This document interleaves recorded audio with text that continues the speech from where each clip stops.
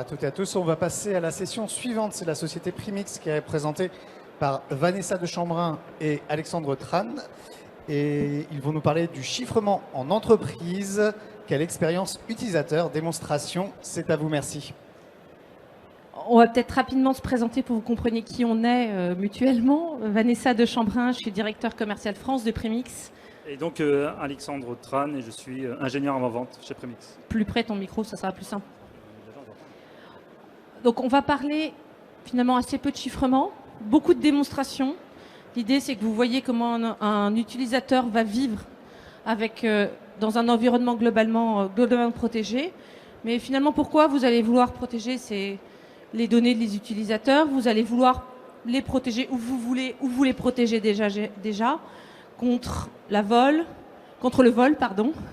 la perte, bon, c'est souvent du chiffrement de disque, contre la divulgation et l'espionnage qui sont finalement aussi bien externes, puisque c'est un risque externe, mais c'est aussi un risque interne à vos entreprises.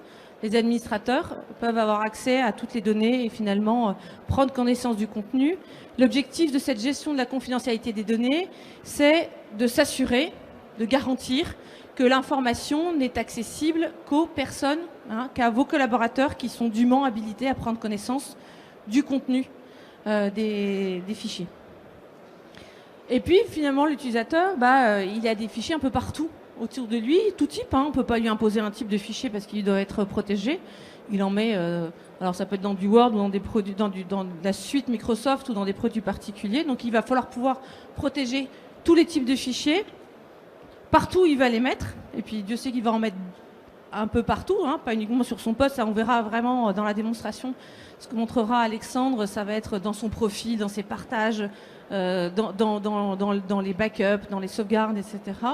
Et tout le temps où ils vont exister. Parce qu'ils ne vont pas exister que pendant une journée, ils ne vont pas exister que pendant un an, ils peuvent vivre très longtemps, notamment dans les sauvegardes. Pour nous, la meilleure façon d'assurer la protection des données, la protection des fichiers, c'est de l'assurer par chiffrement.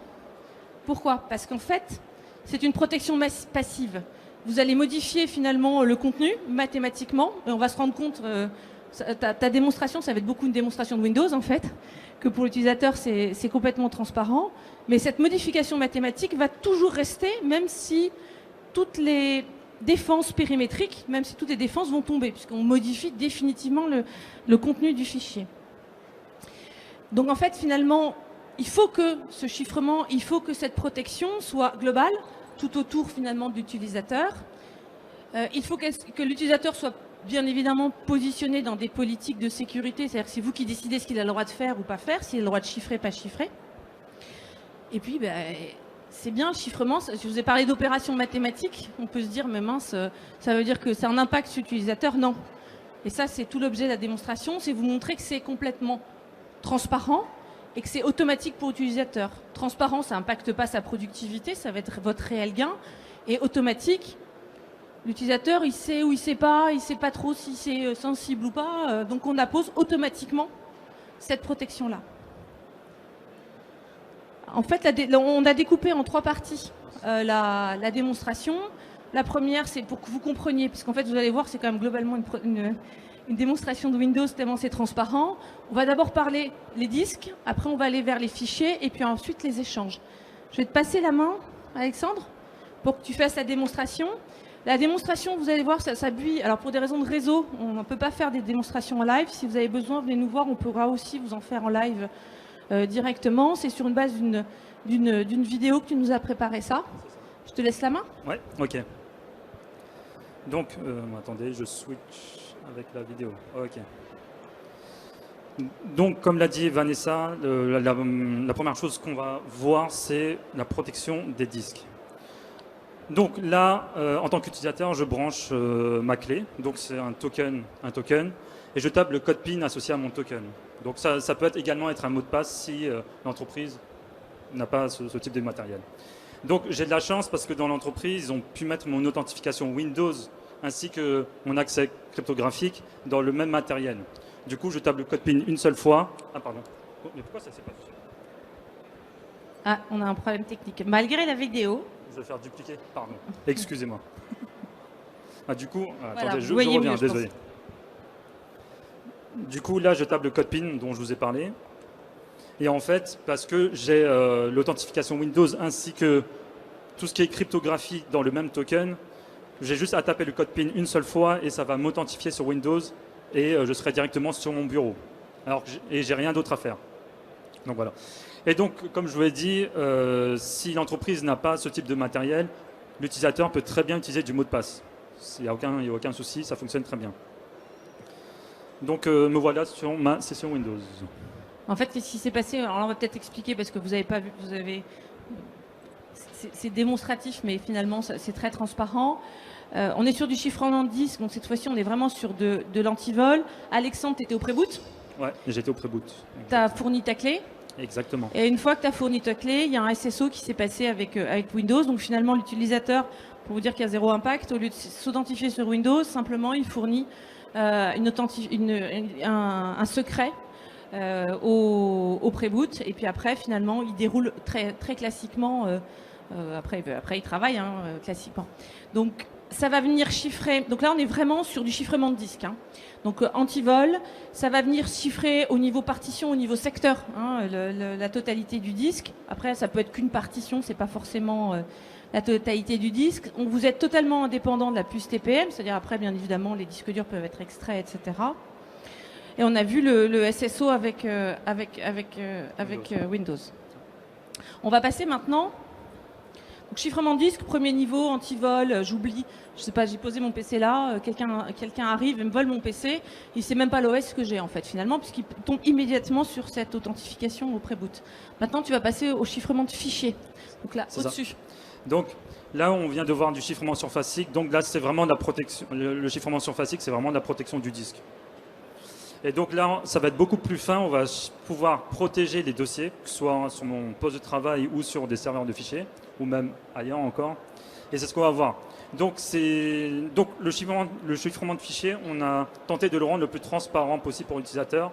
Donc par exemple, l'utilisateur a donné son code PIN au pré-boot pour le déchiffrement du disque, puis les solutions se sont partagées la clé de l'utilisateur, il n'a plus à retaper son code PIN une deuxième fois arrivé sur Windows. Donc là, vous allez voir que l'utilisateur vous n'allez pas voir que l'utilisateur va basculer entre plusieurs produits. C'est vraiment sans couture, donc c'est totalement transparent pour lui.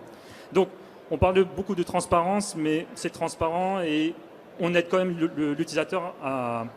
Enfin, on lui indique qu'il travaille dans un environnement chiffré, protégé, grâce à ces petits marquages visuels, mais qui n'ont aucun impact. C'est juste du visuel, juste pour lui faire comprendre que tout ce qu'il va déposer dans ce dossier-là, précisément, est chiffré.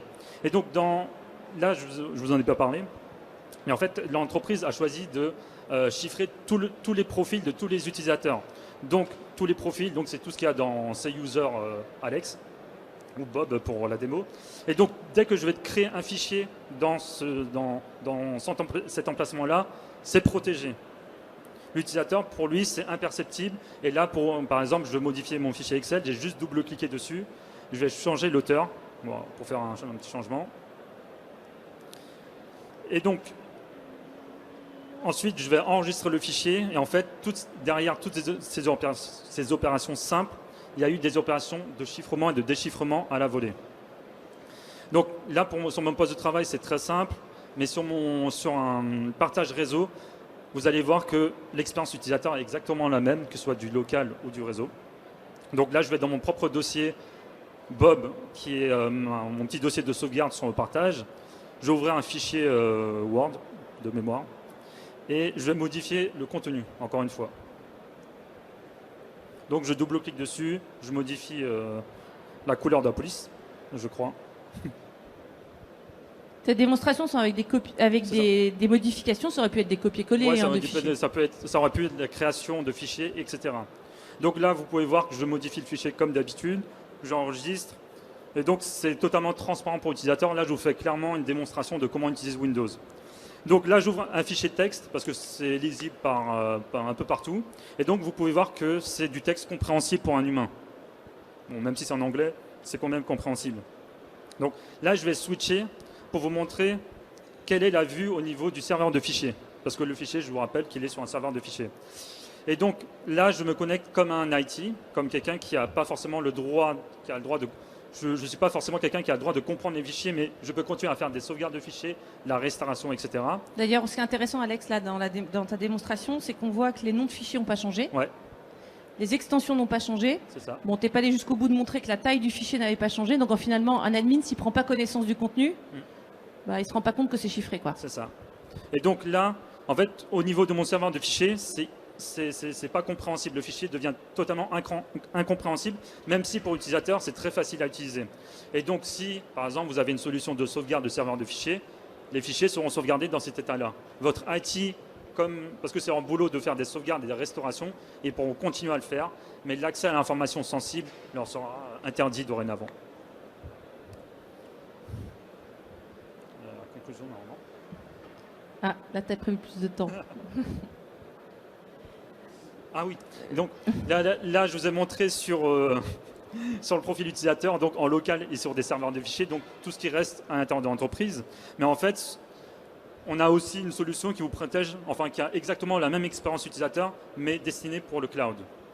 Donc là, je vais sur mon dossier synchronisé OneDrive. J'ai un dossier qui n'est pas forcément sensible, donc mes photos de vacances. C'est pas vraiment mes photos de vacances, désolé.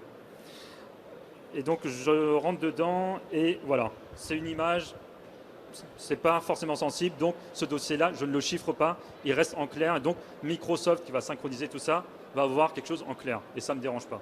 Par contre, le dossier Work, il est un peu plus sensible et du coup, vous retrouvez le marquage visuel avec le cadenas qui est en fond de dossier, mais également sur l'icône du fichier. Et en fait, tout ce que je vais faire dans ce dossier-là Work sera chiffré. Et seul moi, je serai en mesure de le déchiffrer. Bon, sauf si tu fais des partages et là où il y a plusieurs personnes qui Exactement. peuvent le déchiffrer. Donc là, j'ouvre un fichier PDF. Vous allez voir que c'est un fichier PDF, c'est lisible pour l'utilisateur. C'est toujours la même logique entre nos produits. Donc là, c'est facile. Je vais créer un nouveau fichier, un fichier Word. Également. Allez. Et donc là, en fait, là, vous ne le voyez pas, mais le fichier a été créé et est déjà chiffré. Même s'il est vide, il est déjà chiffré. Je vais modifier son contenu, je vais ajouter un peu de texte. Bon, un peu de texte aléatoire. Un peu de texte aléatoire. Je le sauvegarde. Et donc, encore une fois, c'est très simple d'utilisation. Je ferme le fichier et là, on va voir qu'est-ce qui se passe du côté du synchronisateur de mon fournisseur cloud. Et donc là, je clique dessus, bon, souvent derrière, et vous pouvez voir qu'en fait, à aucun moment, le fichier n'a existé en clair. Vous voyez l'historique de la synchronisation. Le fichier n'a jamais existé en clair. Il n'a jamais été synchronisé en clair. Du coup, Microsoft n'a à aucun moment eu le fichier en clair, les informations en clair. Et pour nous, c'est vraiment la philosophie de nos produits, c'est que seuls les utilisateurs et l'entreprise ont le droit de comprendre l'information. Tout ce qu'il y a de tiers, votre FAI, l'hébergeur, etc., eux, ils ne sont pas dans la zone de confiance, ils n'ont pas le droit de comprendre. À tel point que la clé, finalement, le secret, va être que dans les mains de l'utilisateur. Ouais. Aucun serveur, même un très court instant, hein, même pour une raison d'administration, n'a le secret dans les mains.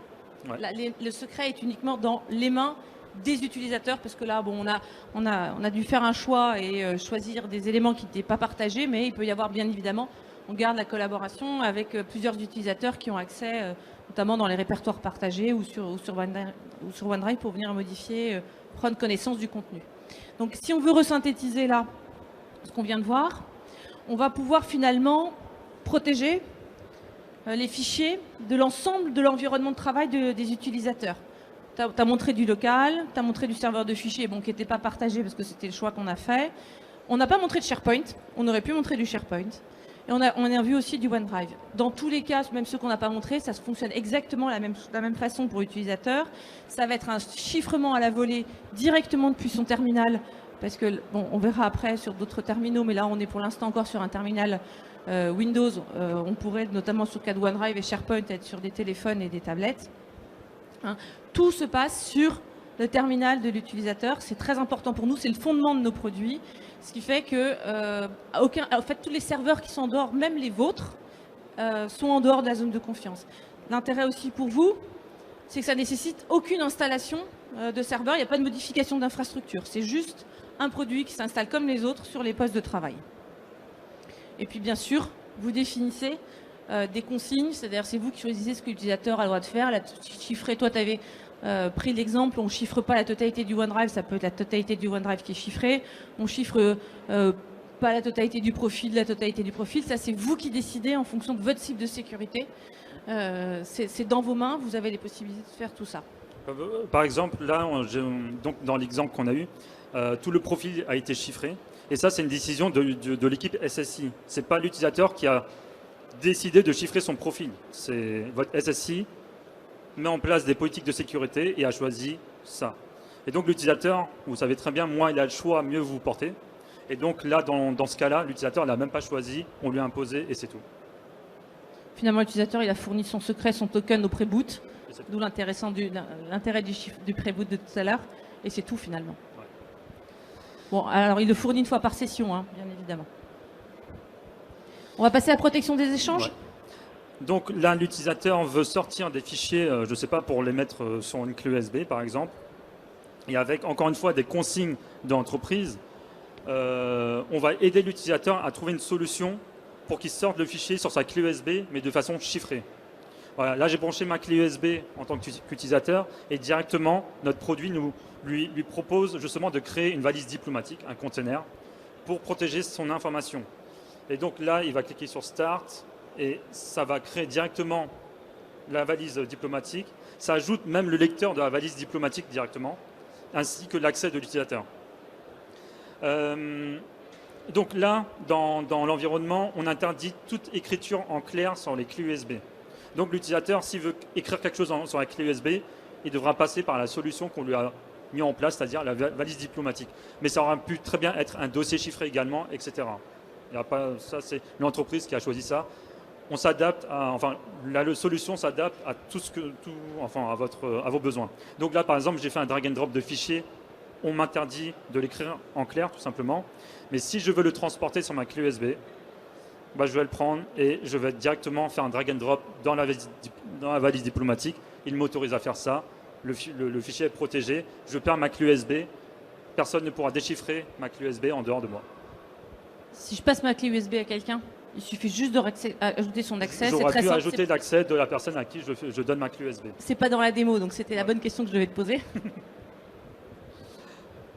Donc voilà, là on peut donc empêcher l'utilisateur de sortir des données sur ses clés USB, ce type de choses, en leur proposant une solution pour protéger cette information.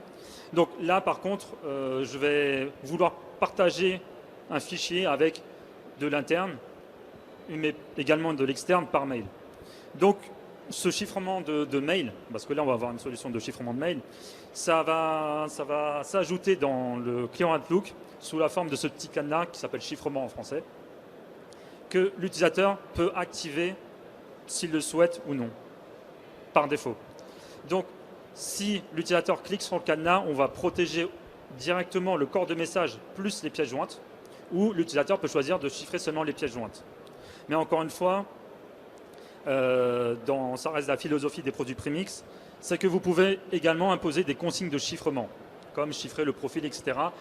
Pour les mails, il y a exactement la même logique. Donc vous pouvez imposer le chiffrement selon le domaine des destinataires. Donc par exemple, tout ce qui est en interne, @pxdemo.fr, doivent être chiffrés. L'utilisateur ne pourra pas envoyer ces mails-là en clair. Vous ne l'avez pas vu, mais le bouton s'est activé automatiquement dès que j'ai entré le mail d'Alice. Je vais ajouter une petite pièce jointe, donc ce mail mémo. Donc drag and drop, j'ajoute un peu de texte. Et je me dis, il faut que je l'envoie également à un externe avec qui j'ai déjà communiqué. Ce n'est pas un nouvel externe, mais ça peut être mon avocat avec qui je communique depuis X années. Donc je vais ajouter le mail de Michael. Évidemment, c'est Michael. Et donc pour les externes, donc pour l'interne, il y a un partage de clés, du coup je peux lui envoyer le mail directement, mais pour l'externe, on va me proposer, Michael, comme c'est quelqu'un avec qui j'ai déjà échangé, on ne va pas me le proposer, mais j'ai déjà défini un mot de passe avec cet utilisateur-là, X temps avant. Donc lorsque j'ai cliqué sur envoyer, derrière cette action simple, qu'est-ce qui a été fait? C'est que je vais vous montrer, je crois, dans les mails envoyés. Allez. Voilà. Dans les mails envoyés, vous allez voir qu'en fait, on a remplacé le corps de message par une invitation à télécharger un logiciel gratuit qui me permet de déchiffrer le mail avec le mot de passe qu'on s'est échangé. Et on a mis le corps de message plus les pièces jointes directement dans un conteneur, dans une valise diplomatique. Et donc le mail, l'information est transportée dans une valise qui est sécurisée avec un chiffrement de haut niveau. Et donc voilà. Donc entre moi et la personne avec qui je converse, eh ben, même mon serveur de mail, etc., ne seront pas en mesure de comprendre qu'est-ce qui est en train de transiter. C'est-à-dire que même si j'intercepte finalement la liaison entre toi et le serveur Exchange, Ouais. j'intercepte du chiffré. Exactement. Même mon IT ne peut pas le déchiffrer. Donc pour un utilisateur qui a notre solution installée, eh ben, il a juste à double-cliquer sur le mail, ça déchiffre le mail. Et donc je peux lui répondre, ajouter mes propres éléments, faire ce que je veux. Bah, on retrouve un scénario de mail standard. Et pour l'externe, donc il y a le lecteur gratuit qui est en pièce jointe, enfin qu'on invite à l'utilisateur externe de télécharger. Mais la solution peut également déchiffrer les mails directement sur votre mobile. Donc là, c'est sur un iPhone, mais sur un Android, c'est exactement la même expérience utilisateur. Je reçois un mail chiffré, donc on voit bien que le corps de message a bien été modifié. Et il y a une pièce jointe en point Z, et j'ai juste à lancer l'application Z, après avoir importé mon secret une fois. Et on a apporté des améliorations pour utiliser même le Face ID pour protéger la clé de l'utilisateur. Je vois le contenu. Je peux directement répondre dans le conteneur Z depuis l'application Z, l'application mobile, même ajouter mes propres pièces jointes si besoin. Et en fait, et tout ça de façon sécurisée, et tout va transiter dans des valises diplomatiques, dans des conteneurs chiffrés. Donc là, j'ajoute du coup ma réponse. Ah, c'est ça.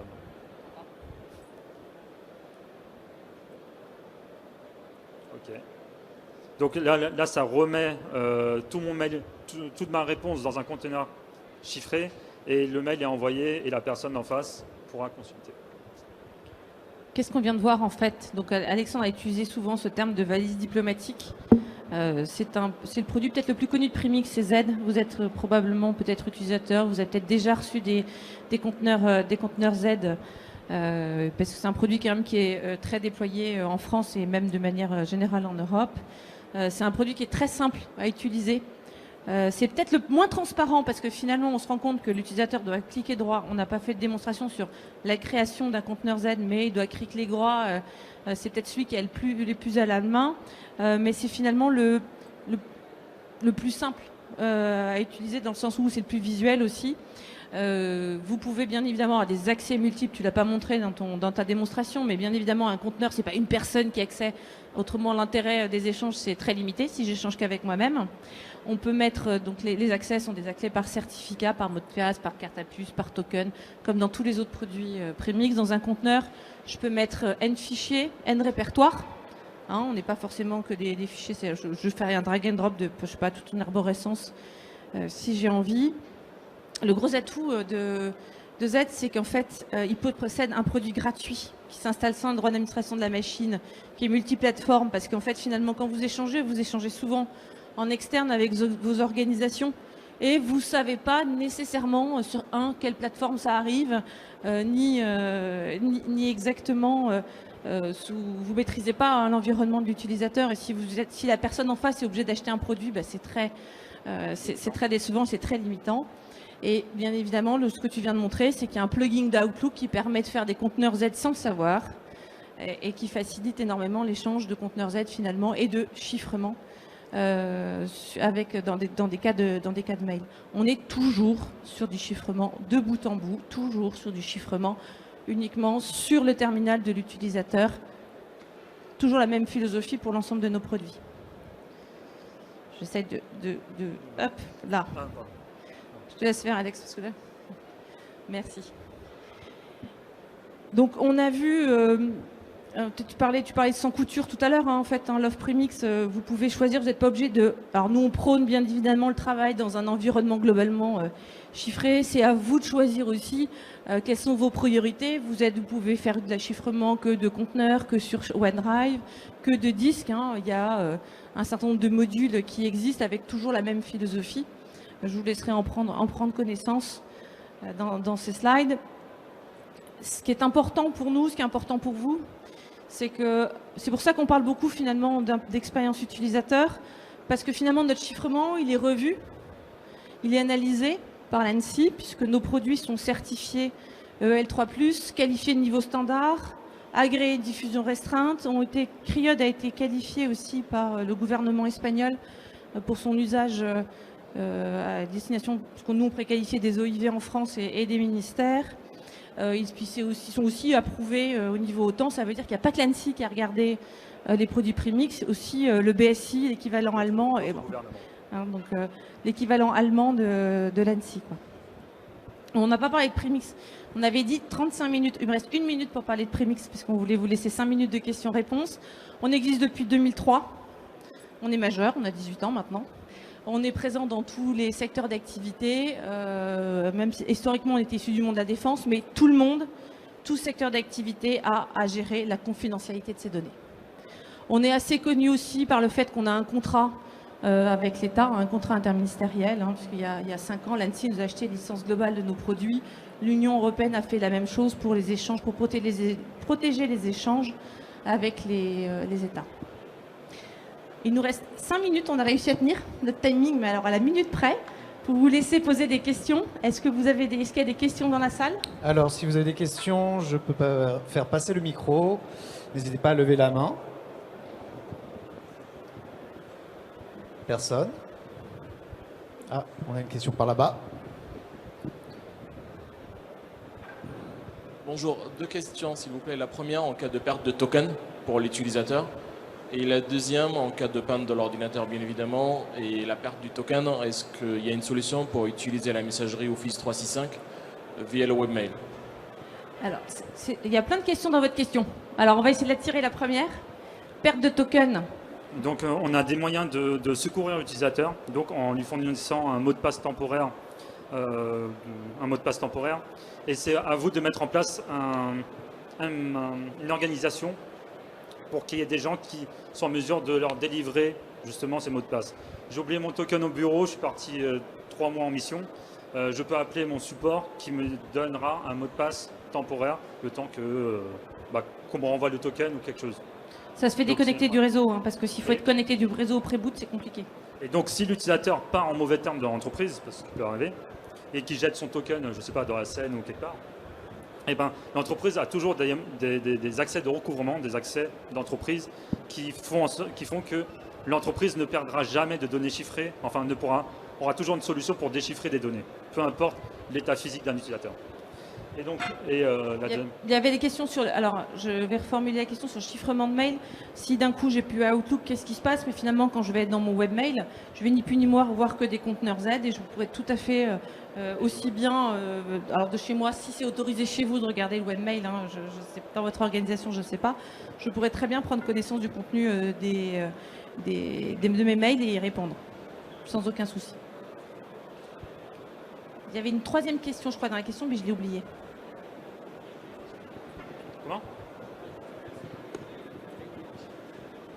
En fait, comme ça fait un mail chiffré, ça fait un Est-ce que vous pouvez conteneur. répéter la 3e question? Excusez-moi. Alors, la 3e question, c'était qu'est-ce qui se passe avec l'utilisation de webmail avec un mail chiffré? Le mail chiffré étant ni plus ni moins qu'un mail avec un conteneur Z en pièce jointe, vous pouvez toujours prendre connaissance du contenu du conteneur Z. Parce que la personne en face, elle n'a pas forcément Outlook. Et en fait, il lui suffit de télécharger la pièce jointe, comme vous envoyez un point zip à quelqu'un, il faut qu'il télécharge la pièce jointe et qu'il l'ouvre avec le bon lecteur. Est-ce qu'il y a d'autres questions? Oui. De toute façon, on est sur le stand, vous avez dû nous voir, on est tout de suite à l'entrée des escaliers sur le village Exatrust. Oui, bonjour. Petite question. Vous avez donc la fonctionnalité d'un token de secours en cas où. Maintenant, qu'est-ce qui se passe si, par exemple, c'est un profil de salarié, admettons, qui n'est plus dans l'entreprise depuis un bon moment et j'ai besoin de ressortir une donnée d'une sauvegarde? Vous avez toujours, si vous n'avez pas rendu la clé et que vous ne connaissez pas son secret, ce qui est normal, vous avez toujours un accès de recouvrement, justement, qui peut être un mot de passe, qui peut être une clé dans un token. C'est vous qui adaptez l'accès de recouvrement à votre besoin. Donc, en fait, Dès que vous chiffrez, dès que l'utilisateur chiffre, automatiquement il y a un accès qui est ajouté, qu'il ne voit pas. Ouais. En fait, il chiffre avec son secret à lui, éventuellement le secret des autres utilisateurs s'ils sont plusieurs à partager la donnée, et automatiquement celui nous on appelle un officier de sécurité. Donc c'est du recouvrement qui est ajouté à tout instant, parce qu'il peut aussi partir fâché, écraser son token. On a pris l'exemple des tokens, on aurait pu faire la même chose avec une carte à puce, avec un mot de passe. C'est tout à fait le même cas, quoi. Donc ne vous inquiétez pas, dès qu'un utilisateur chiffre quoi que ce soit un conteneur, une partition ou quoi que ce soit, l'entreprise a toujours un accès au cas où. Allez, on a la place pour une dernière question, si quelqu'un souhaite intervenir. Personne? Ah, par ici. Oui, bonjour. Je me posais la question de la comparaison de fichiers. Est-ce que un même fichier qui existerait en plusieurs copies à différents endroits, quand il est chiffré, est-ce que on arrive à identifier que c'est le même fichier ou pas? Ça dépend si... Il y a beaucoup de si dans votre cas d'usage. En fait, chaque dossier, en gros, est chiffré différemment. Donc, entre deux dossiers, deux fichiers seront chiffrés différemment. Donc, pour votre déduplication, parce que vous parlez de ça, il va être sauvegardé X fois, malheureusement. Sauf si finalement il est dans le même répertoire. Sauf si vous mettez ces fichiers-là dans un seul répertoire unique, là, il sera sauvegardé qu'une seule fois. Mais la clé de chiffrement, elle est unique pour chaque groupe de dossiers. Très bien, merci. Merci beaucoup pour votre présentation. Donc, le stand A7-9 si vous souhaitez poser d'autres questions. Et merci encore. Merci beaucoup. Bonne fin de salon.